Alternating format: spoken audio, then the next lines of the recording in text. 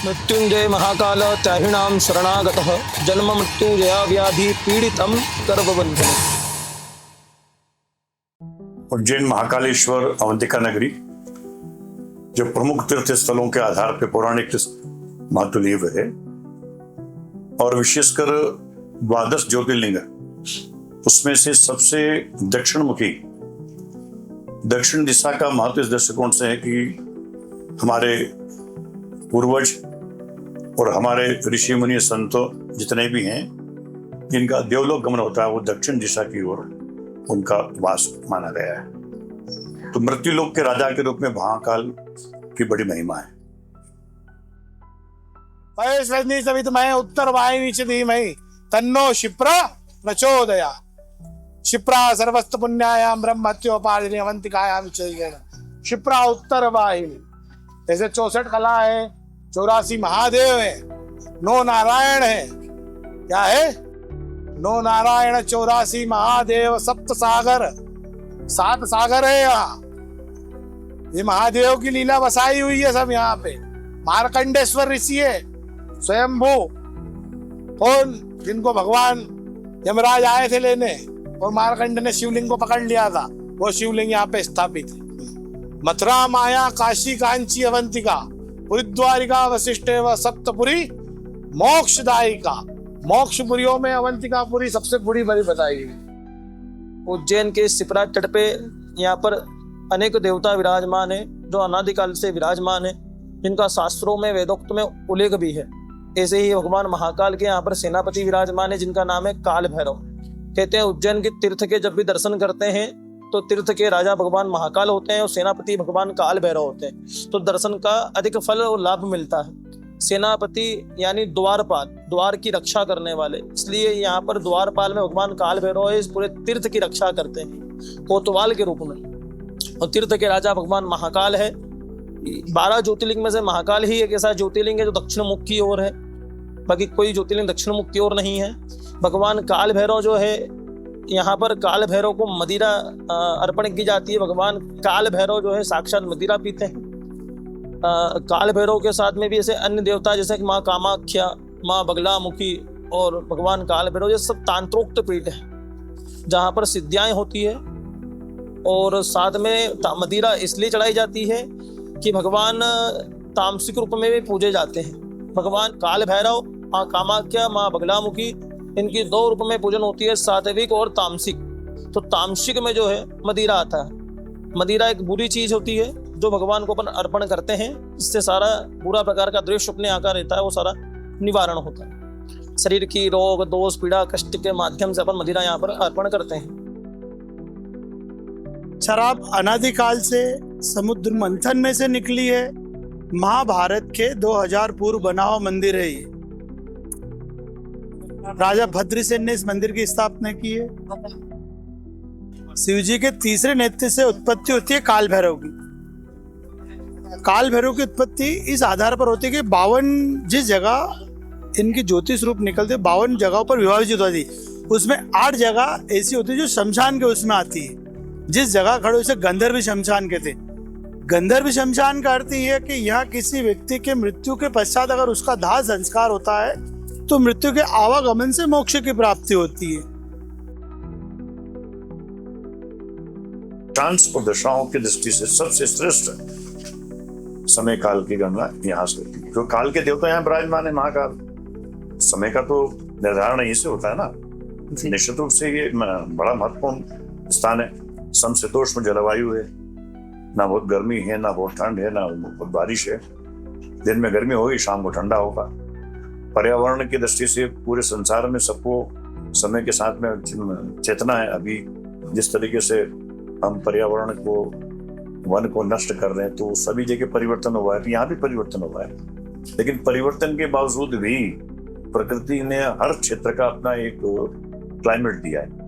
तो यहाँ उसी क्लाइमेट दृष्टि से अगर आज से 20-25 साल, 40 साल, 50 साल पहले अगर मैं यहाँ का मतलब टेम्परेचर निकालेंगे तो 16-17 इंच बारिश में यहाँ पे सब फसलें पक जाया करती थी। शाम को इतनी मतलब ठंडक रहती थी, सुबह तो बिना रजाई के लोग रहते नहीं थे। तो ये समशीतोष्ण जलवायु मालवा ही इसलिए कहा, इसको मालवा भी कहा जाता है, कि यहाँ पर कभी भी अकाल नहीं पड़ता था। तो राजस्थान के बड़ी तादाद में लोग यहाँ आते थे, अपने मवेशियों को चराने आते थे, यहाँ पर अपना जीवन यापन करते थे, वो निकल जाया करते थे। तो ये पूरा सराउंडिंग क्षेत्र जो है, ध्यान के लिए, योग के लिए, अन्य चीजों के लिए प्रकृति ने, कुदरत ने इसको उसी तरीके से अपना संरक्षित कर रखा है। जो है भैरव जी का इसलिए स्थान है क्योंकि जब ब्रह्म हत्या का दोष लगा था भगवान काल भैरव को, कनिष्ठिका उंगली से ब्रह्मा जी का सर का उन्होंने छेदन किया था, तो शिप्रा में यहाँ पर उन्होंने कर स्नान किया था काल भैरव ने, और यहाँ पर विराजमान हो गए थे। उनको काशी से जो है शांति नहीं मिली थी, तो यहाँ पर काल भैरव आए थे, मतलब उनकी शांति के लिए यहाँ पर विराजमान हुए थे। जो उन्होंने दोष किया था, दोष की निवृत्ति के लिए उन्होंने शिप्रा में स्नान किया था। कहते हैं शिप्रा सर्वत पुण्यायाम ब्रह्म हत्योपहारिणी अवंतिकायाम विशेषण शिप्रा उत्तरवाहिनी। शिप्रा एक ऐसी नदी है जिससे बड़े दोष इनको छूने मात्र से निवारण होता है। शिप्रा माता से जो भी सच्चे मन से मांगता है उसको मिलता है। जैसे गंगा के स्नान से क्या होता है, गंगा के स्नान से, नर्मदा के दर्शन से और शिप्रा के नाम से ही सारे काम हो जाते हैं। पयस्वनी का मतलब क्या होता है? पयस्वनी का मतलब होता है पयः पृथिव्याम पय ओकधि पयो दिव्यंतरिक्षे पयोदाह पयस्वती ही प्रदिशः संतु मय्यम्मा कामधेनु सुमत्पुण्यम सर्वेषां जीवनम तयं पाप हेतुम पय स्नानम समर्पितम। किसी समय इस शिप्रा नदी के अंदर क्या बहता था? पय। पय को क्या कहते हैं? दूध। इसलिए तो इसे पयस्वनी कहा जाता है। क्यों कहा जाता है पयस्वनी? क्योंकि इसमें दूध बहता था। पयस्वनी सवित मैं उत्तर वाहिनी च धीमहि तन्नो शिप्रा प्रचोदया।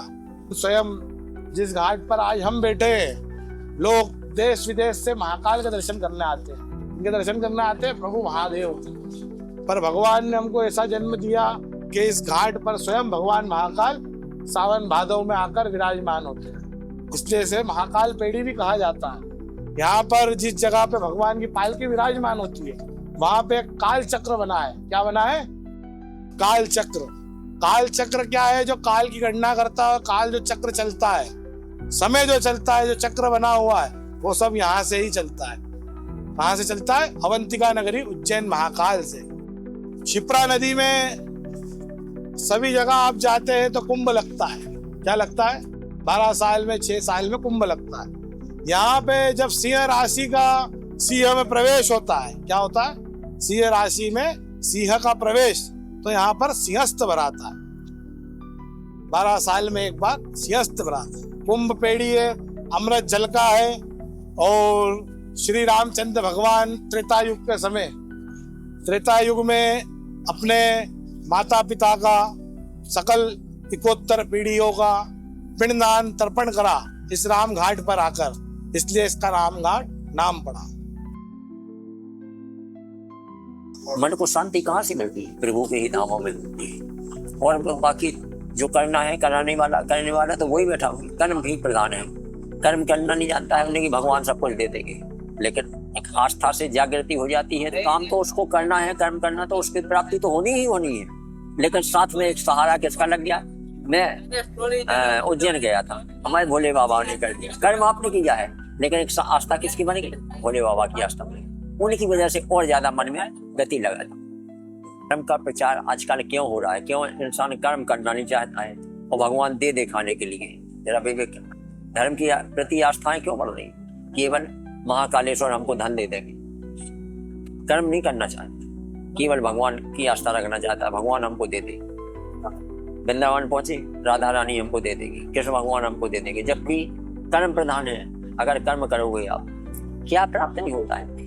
भगवान साथ देता है। देखिए आप कर्म कर रहे हैं यहाँ पर और प्रभु को साथ में लेकर के चल रहे हैं। ये प्रभु आप हमारा कार्य सिद्ध करना, तो आपकी मुखारबंद पर सरस्वती का वास हो जाएगा। प्रभु आपकी मनोकामना पूर्ण करेंगे। वो ही करने वाले। क्यों? कर्म तो आपने किया है ना। आप कर्म ही नहीं करोगे, भगवान कहाँ से खाने के लिए दे रहे? बस यही आस्था में असली जागृति देना चाहता हूँ कि मनुष्य करना कुछ चाहता नहीं और धर्म प्रवृत्ति को आधार बना करके भगवान का शरणागत होकर के फिर वो हमको सब कुछ दे देंगे।